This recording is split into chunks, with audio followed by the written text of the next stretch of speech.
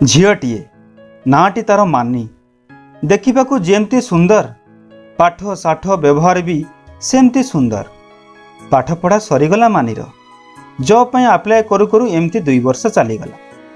घरे बढ़िला झीटी बापा माँ से गोटे चिंता भल बरपात्रटे देखी करदेवे मानीर बाहाघर। माँ इच्छा पुओटे बहुत सुंदर होइथिबो आउ बापा इच्छा पुओटे गवर्नमेंट सर्विस करुथिबो। सकाळु संध्या जाए से गोटे आलोचना मानीर बाहाघर। घर को मध्यस्थी मानकर जीवा आसवा बढ़िबारे लागिला। बापा टेबुल उपरे गदा होईगला केते पुओंकर फोटो आउ बायोडाटा। हेले केही भी टिके पचारिलेनी जे मानीर इच्छाटा कौन, से कौन चाहे। मानीर से गोटे इच्छा आगे जॉब करिवो तापरे मैरिज। हेले समय और भाग्य मानी को साथ देलेनी। फाइनल हो गला मानीर बाहाघर। पुओटीर ना प्रभात देखा बहुत सुंदर, height 5 foot 9 inch, forest department जड़े यंग ऑफिसर। गाँ गोपीनाथ मंदिर रे निर्बंध भी सरीगला।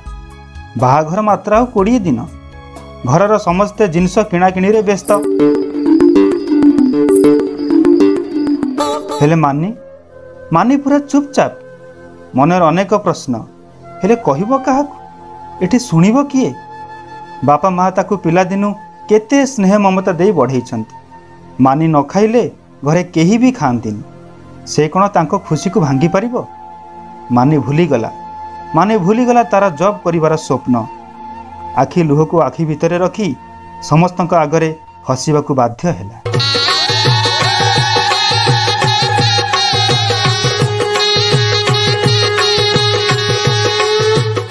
बाहाघर सरीगला, झील विदा भी सरीगला। माने चलीगला ता सासू घर। घरे सासू ससुर आ गोटे छोट नणंद। घरर समस्ते भल बोली जना पड़ती। चतुर्थी सरीगला, अष्टमंगला भी सरीगला। घर को आसीथिबा कुणिया निज निज घर को चलीगले। नणंद हॉस्टेल रही पाठ पढ़ुथिला, से भी हॉस्टेल चलीगला। सासू ससुर मानी सह एते बेसी कथा हुंतिनी। प्रभात ऑफिस गला परे मानी पूरा एका। बेले बेले मोबाइल देखे तो आउ केते बेले बही खंडिए धरी कौन के जानी पढ़ी जाए। से जदि आज जॉब करी थांता, से भी आज ऑफिस जाई थांता, केते सांग साथी मानक सह टाइम स्पेंड करी थांता।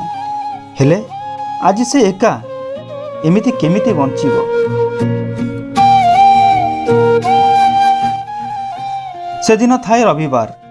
प्रभातर ऑफिस छुट्टी थाए, किंतु से तारा सांग मानक सह कौन से एक जगह को जीवाकू बाहरी थाए। मानी मन दुखरे सेमती सोफा उपरे बसी थाए। कणे कणे प्रभात को चाहू थाए, हेले किछि कहू न थाए। किए बा बुझिबो एका एका जीवनटा केते जे कष्ट।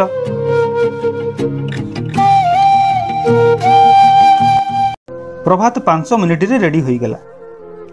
कहिला मानी मो आसु आसु लेट हेबो, तुमे खाई पे सारी सोई जीवो। हाँ आ बापा को मेडिसिनटा दे दबो। मानी आउ ता राग को संभाली पारिलानी। प्रभात हाथ को जोर भिड़ी आनी सोफा पर बसाई पचारिला, अच्छा सुनो, तमे जो जॉबटा करिछ तार मास को दरमा केते? प्रभात हसी दे ता दरमाटा भी कहीदेला। मानी रागरे पुणी पचारिला, दिन को केते? प्रभात मानीर मुह को आश्चर्य भाव चाही तार दिनकर दरमाटा भी कहीदेला। मानी पुणी पचारिला, घंटा को केते? प्रभात टिके हल्का रागी जाई मोबाइल रु कैलकुलेशन करी कहिला 450 टंका। मानी दौड़ी गला आलमारी थाक पाखक। आलमारी गोटे कुंपी आनी तले कचाड़ी देला। सेथुरु 450 टंका नहीं प्रभात हाथ में धराई दे कहिला, नियो तुम दरमा, प्लीज प्लीज मो सहित गोटे घंटा समय दियो। आउ जोर रे कांदिला। प्रभात जानी पारिला मानीर दुख कौन। सतरे एका एका रहिबार कष्टटा कही हुएनी ना सही हुएनी। यही तो जीवन। जदि आम स्टोरी आपण मन को छुई थाए तेबे आम चैनल को सब्सक्राइब करने सहित लाइक शेयर और कमेंट करेंगे। जय जगन्नाथ।